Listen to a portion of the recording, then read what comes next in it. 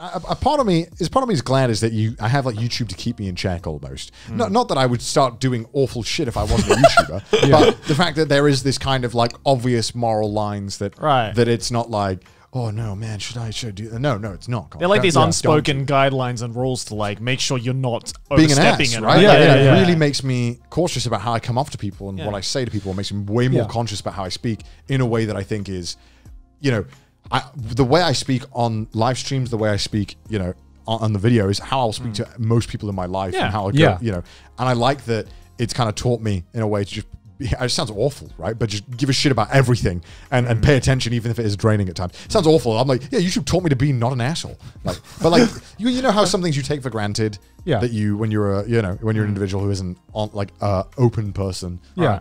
I mean, for me, it's not, it didn't teach me to, you know, give a shit about everything, but it did teach me to really question my own values. And it's a better way of putting it. Yeah. And really justify, is this value I hold right? And as opposed to like I just think it this way because I grew up in that kind of environment, and it really made me self-reflect. And I feel like that is like a healthy part of YouTube that I think I've become a better person because of YouTube. Yeah, like it's about that mentality of like, okay, if I wasn't doing YouTube, then is the things that I do and the way that I talk to people and all that kind of stuff, would that be still considered respectful to other people, regardless of if I had this job or not? Like, would I still be a good person if I didn't have YouTube?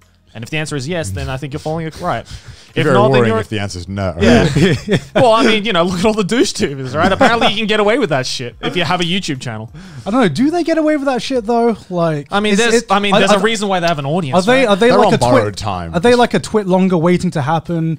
Because they're definitely like a limit. Like, they're not going to be like at the point that they are for very long. Because I feel like a big, I mean, this is getting to a really deep topic now, but a big problem with a lot of these like apology videos and, you know, a lot of this kind of culture that has been built up. I understand where it comes from, where we do need to keep each other in check and make sure that people aren't abusing their power.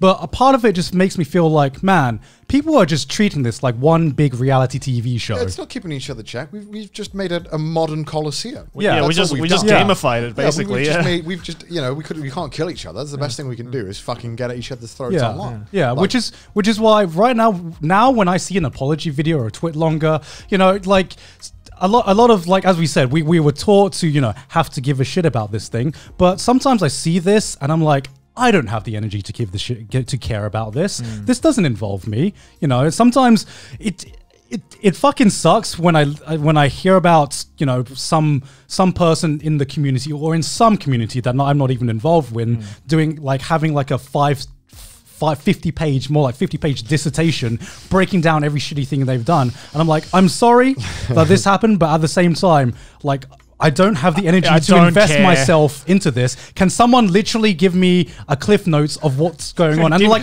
I don't want to be the guy to be like, can you tell me what to think? But there reaches a point where there is too much happening right now that you can.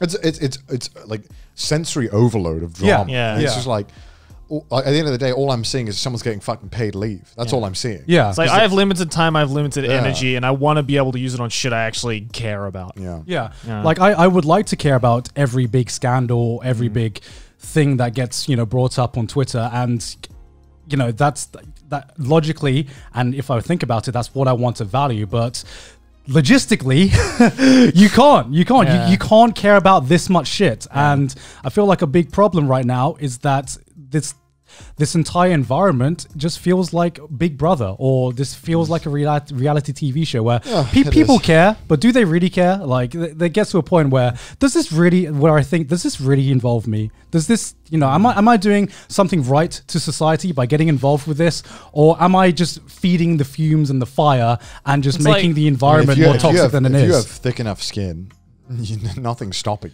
If you don't care that everyone hates you, and you're fine with that, then there's literally nothing stopping you from succeeding. I mean, there's people who make a career off of being hated, right? So plenty.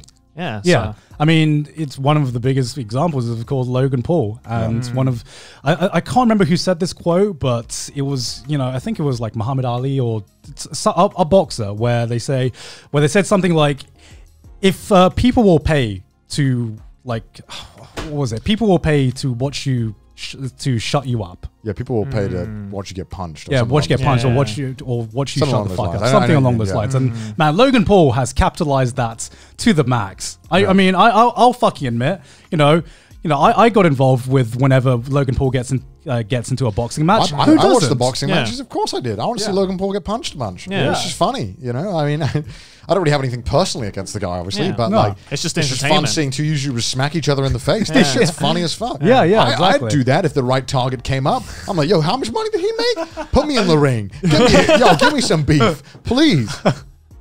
Give me some beef to fight over. Pay-per-view? Pay-per-view anyone? Yeah. Like, God, scary. Yeah, that's scary pretty- how it's evolved to Yeah. that point, isn't it? It's like it makes you wonder what the next step is.